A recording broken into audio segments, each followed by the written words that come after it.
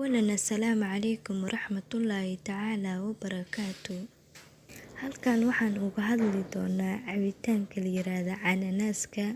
Mawduuceennana uu noo ahaan doono faa'iidooyinka cabitaanka cananaaska uu leeyahay.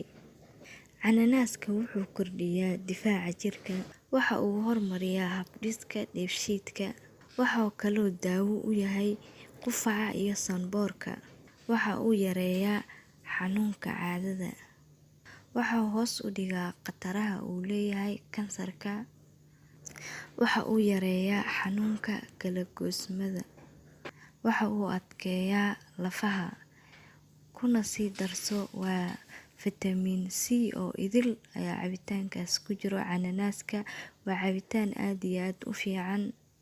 Waxaa inta badan dadka waaweyn ka cawdaan kala-goysmada xanuunka. Cabitaanka hadaa cabtid aad oo xanuunkaas u yareynaa. Dhanka kale gabdhaha kaleeto caadada markay xanuunka ku keento kale cabitaankan aad ayuu ugu fiican yahay. Wuxuu horumariyaa kaleeto habdhiska dheefshiidka kaleeto jirka kale hada difaac u yahay, lafaha kale wuu adkeeyaa, qufaca iyo sanboorka kaleeto daawo u yahay. Masha Allah waa cabitaan aad iyo aad u fiican.